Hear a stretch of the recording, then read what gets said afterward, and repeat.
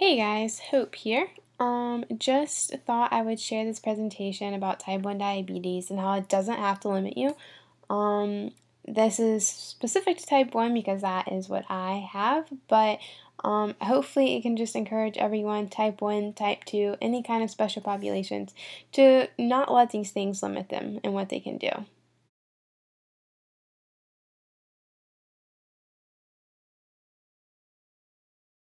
So right off the back, I provide this slide. That's me, a little bit in the mud, kind of that. It's a black shirt, looks so green.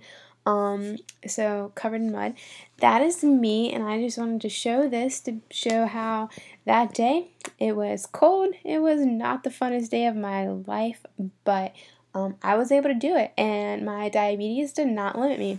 I had some glucose gel packs in my waistband, which were great because they couldn't get punctured or really lost. They were nice and secure. So if I was to drop, I could have stopped and had some gel and just kept going. And just if you don't know about a Spartan race, you can feel free to Google it, but it's really intense. About 5 miles of running and obstacles. You leave with a few scratches and bruises and such, but honestly, it's one of those things that a lot of people would say you probably can't do when you have diabetes or you really never thought was possible. So, right off the back, I just want to show you this, and it's a little bit of, pride for me because that was an adventure, and there I was, crawling away, working hard.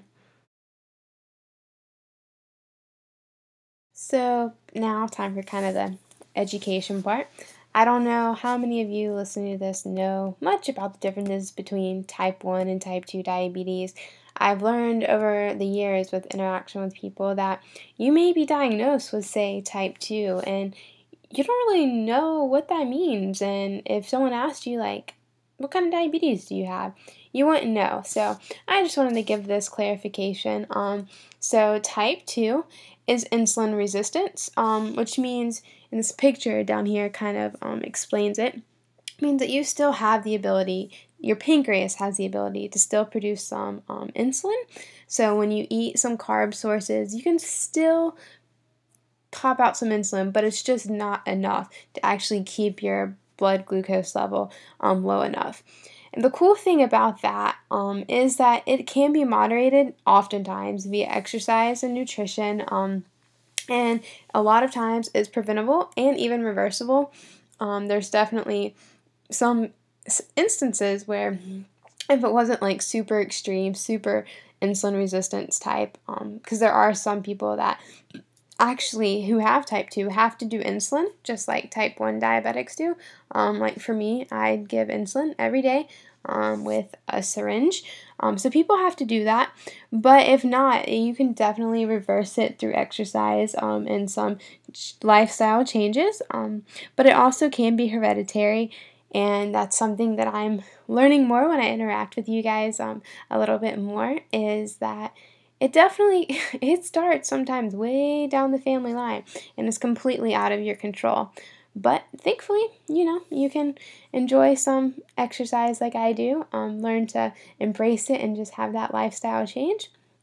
And then you have type 1. So that's the inability to produce any insulin at all, which is why you have to have these pumps that you might see, which I'll show in another slide, or insulin syringes like I was talking about. So you have to rely on insulin all the time. If not, you pretty much, yeah, I can't even think about it. You definitely can't live. And it's completely uncontrollable and unpredictable. As much and as hard as you try to control it, it just doesn't always fall into place the way you would like sometimes. And so my story, just a little bit to show how it's not always in your hands. I was 11 and I had the flu, and it just kind of attacked my pancreas. And what do you know? My pancreas no longer made insulin. So I was that awkward sixth grader trying to, make that transition from elementary school to middle school, but also to try and learn what this disease was. What does it mean to not have a working pancreas? People still gonna like me? I don't know. So that was my beginning process, my beginning story. And then, as a child, I stayed active and everything. And here I am today. I love being active. I love nutrition. I just love everything about it. So I just want to share this stuff with you. So, why are these lifestyle changes important? Well, I want to start with why you should exercise. Starting with this because for me, it's the easier thing compared to like eating well. Um, like I said, I really enjoy it. So I make the time out of my days to do it. So your body uses glucose as fuel. Like when you're exercising or just throughout the day, like you need this glucose to help rebuild your muscles, to keep that energy going, energy flowing. So it's a great way to help control your blood glucose because, say for instance, you're running, your blood sugar is a little bit high. Normal is usually 80 to 120. That would be optimal goals for us. But if your blood sugar is a little bit high and you go run or lift some weights, especially lifting weights when you build muscle, that really uses a lot of your blood glucose, it will bring down that blood sugar level. And so that would be great, right? And so now if you're able to do that, your body won't need so much insulin when you're eating because your muscles and everything's taking up all this blood glucose, so the insulin doesn't really have to do its job. So that is one of the best benefits. And just from personal perspective, when I first started lifting weights, which I just find really enjoyable, I noticed my blood sugar was always low because I wasn't accounting for this like difference now that I like to exercise, and my muscles were always extracting it from my bloodstream. And so, then I was still injecting the same amount of insulin. So I was just, it was rough times, but it was great at the same time. And speaking of like the strength training, you need to do that as well as cardio. You need that happy medium. If you just do cardio or you just do strength training, your body gets used to it. It doesn't keep responding the way you would like. And honestly, you need that cardio for the cardiovascular advantages, the heart function. And you need the strength because without muscle, honestly, your muscles aren't going to use that blood glucose the way that I'm talking about. And then you talk about the HIIT training, the high intensity interval training. This is my favorite because it combines the cardio and the strength training. Cardio, as you see, you can do treadmill, elliptical, whatever. You can do strength training by lifting a few dumbbells. But if you do high intensity interval training, you do very dynamic, lots of movement type things that you usually do it timed, which I like to do this with my clients, timed for 30 to 45 seconds. Say you're doing squats, but you're just doing them really, really fast. So your heart rate's getting up, but you're building the muscles in your legs. It's great for everyone to do.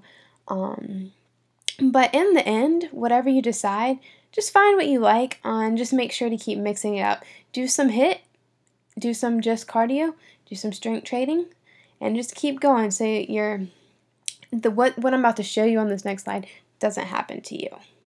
So the lovely blood sugar trends. This is what I said you want to make sure doesn't happen to you. So at first, you start to exercise, and like I said, kind of happened to me, you're always low hours after exercise. A lot of times people notice that it happens kind of in the middle of the night, which definitely can be dangerous if you aren't used to knowing when your blood sugar drops. And I want to say this is primarily with type 1, kind of like my main focus is on this PowerPoint. So this really happens kind of like I said, your body uses the carbs to recover your body, and then you're decreasing that insulin intake, kind of like I said previously. But after a few weeks, your body no longer responds the same way, and your blood sugar begins to increase. So, you see that 59, the 282, that's exactly what honestly happens within a few weeks. So then you have to change the type and the intensity of exercise to improve your glucose levels again. So say you're doing the HIITs and you're doing 45 seconds of push-ups. Well, if you keep doing the same amount of reps in those 45 seconds, your body's not going to keep responding the way that it used to. So you're going to have to try and increase that intensity. Do I don't know a good number. I can't think of one off the top of my head, but make sure you keep increasing the reps, keep pushing a little bit harder so your body keeps responding, and you keep getting the results that you're looking for. So that was the exercise portion. Clearly, I can talk more about it. As you can see, it does get a little tricky, and that is kind of the purpose of Hopeful Health, what I want to do as a personal trainer for everybody. But we can move on to the nutrition aspect. As you see, not easy. It truly, truly, truly is not. I mean, I'm talking to you now and I struggle with this on a daily basis. If I have the willpower, it's great, but in the end, carbs are in everything. And it's hard because the purpose for exercise a lot of time is weight loss. But different diets call for different things, and diabetes doesn't always line up with these weight loss things, with things like Weight Watchers, where it's like, oh, fruits are so great, they're 0 points. Fruits have a lot of carbs for us. So it's really confusing and challenging. Kind of like I mentioned, fruits, good for weight loss, kind of questionable for diabetes. Brown rice, it's a good start for weight loss. But as you may know, it's an extremely high carb source for diabetes. But they are considered healthy foods. And as you see in these pictures, technology allows us to eat whatever we want. Like, that's great. We're normal in that aspect, but it's really dangerous for us. And in the end, yeah, it makes us normal, but it's not a pancreas. It doesn't do everything perfectly, so we have to be careful. And it's just, I can't even put into words how it's so challenging in this aspect. And it's where you really need help and accountability, and just do everything great. The most complex slide on this PowerPoint is the glycemic load.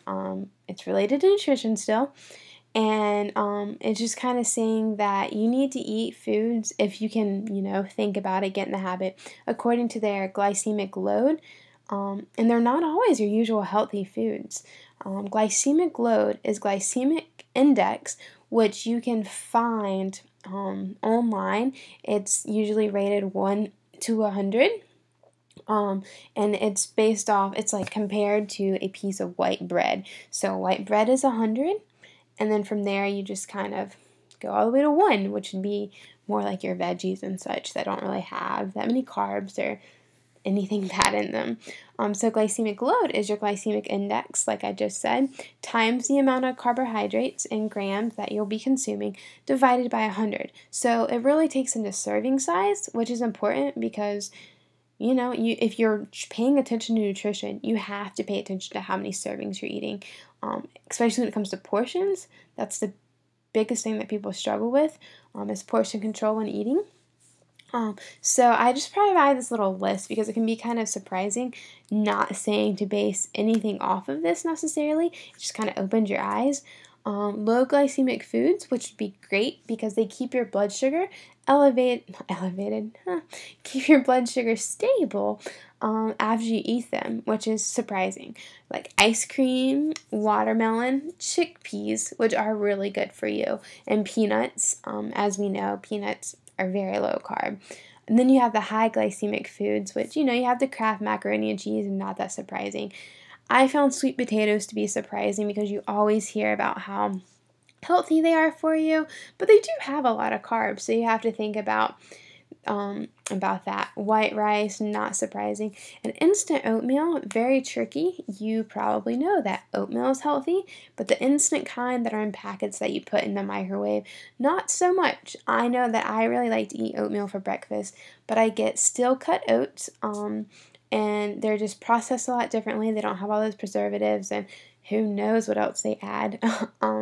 So you just have to really make sure that you try and pay attention to this stuff, because you don't want those blood sugar spikes after you eat, which usually happens within 2 hours, and sometimes it can draw out and happen 8 hours later. It's crazy. It's just something you have to pay attention to.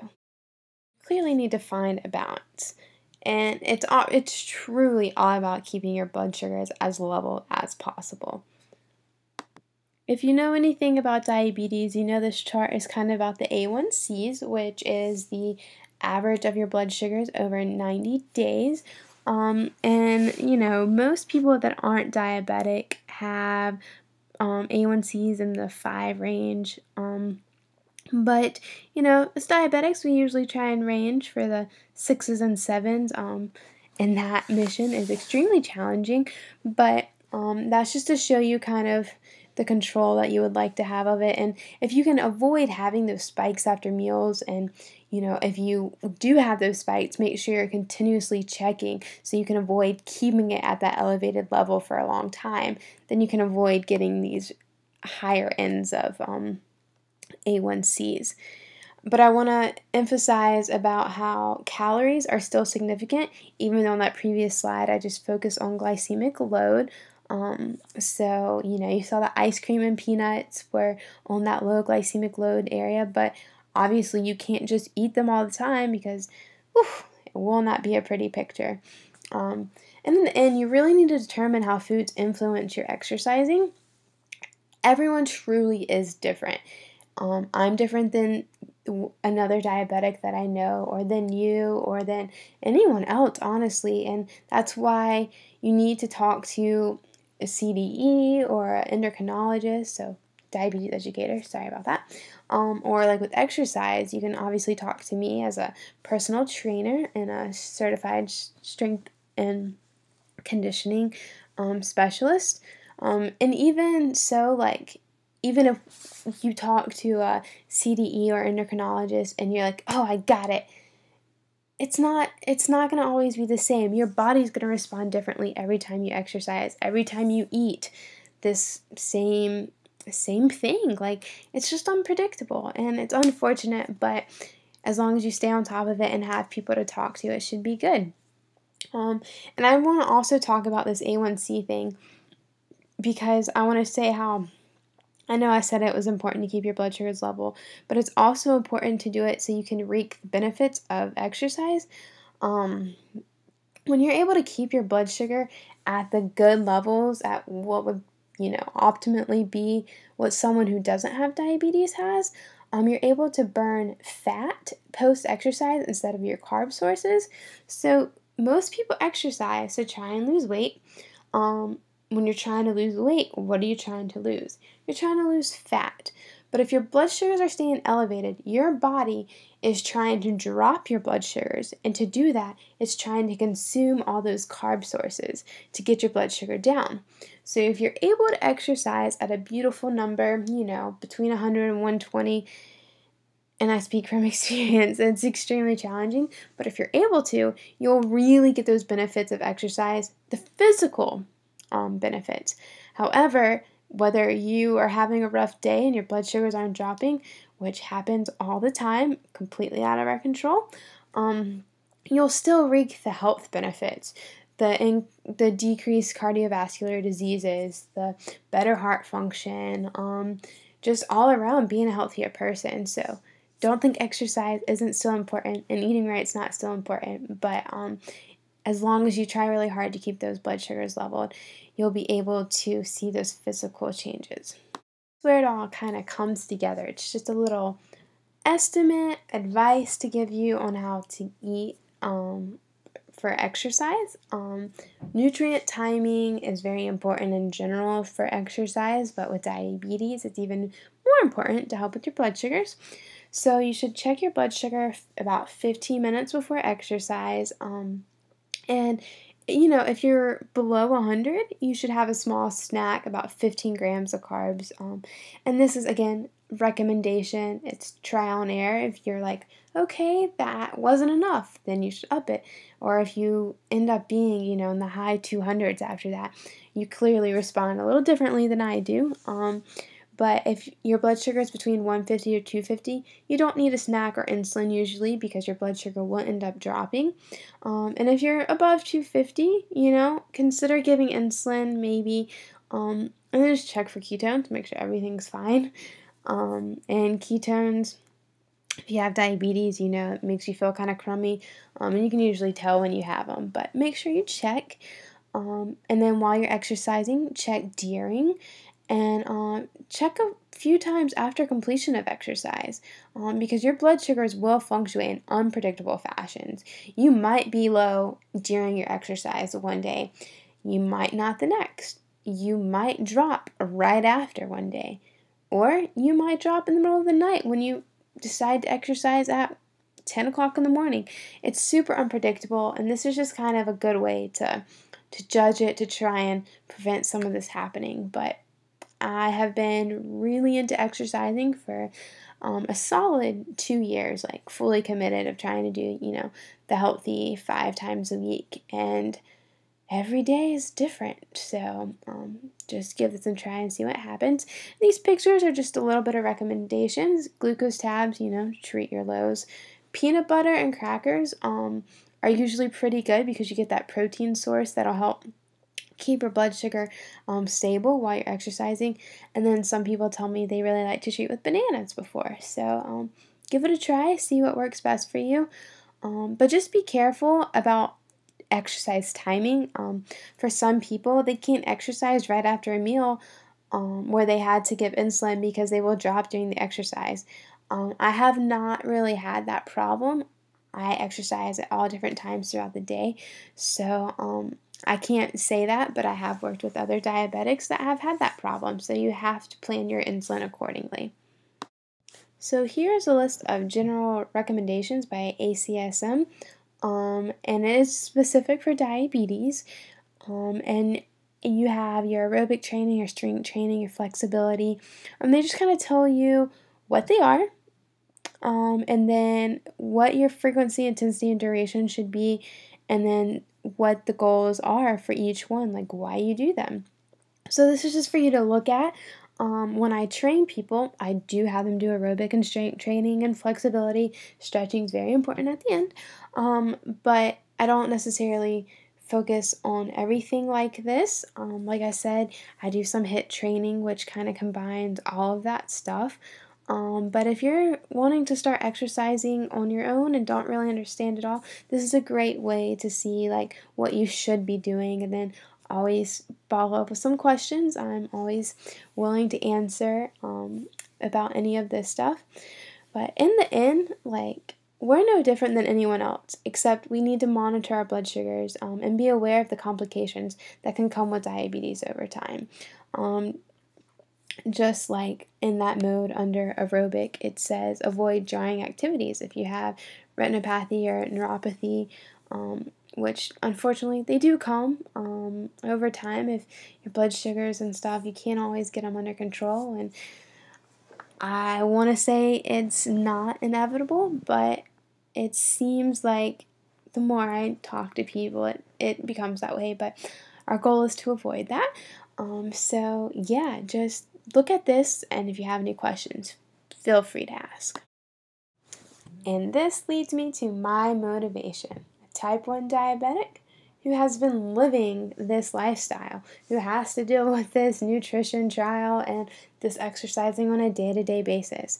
I want to share my experiences with others so that they know that their diabetes doesn't have to limit them, that they're able to do things, that it just takes some trial and error, some playing around with it to eventually get a little bit better. Can't ever master it, but we'll keep working to try. So we have Hopeful Health, so that's the purpose. I just want everyone to know that you don't need to be controlled by your diabetes. You control it. And if you want a lifestyle change, you want to eat better, you want to live longer, you want to watch your kids grow up, you want to watch your grandkids grow up. Yeah, there's endless things that I'm sure you have goals that you desire to reach. If you want to reach those goals, this is what Hopeful Help's for. I want to end those statistics of diabetes and just try and make life-changing lifestyle changes for everybody. So that is everything on this presentation about type 1 diabetes. I hope it was informative and taught you a little bit about what Hopeful Helps for, what my purpose is, and just kind of all the complex things that come along with diabetes and living a healthy lifestyle. If you do have any questions at all, please feel free to contact me with any questions. My email is on there, and that's a great way to go. Or if you want to look more and explore more on the website, feel free to. But again, please remember, I'm always here for questions. Thanks so much for listening. And on that last slide is just some of the resources that I used. Thanks so much.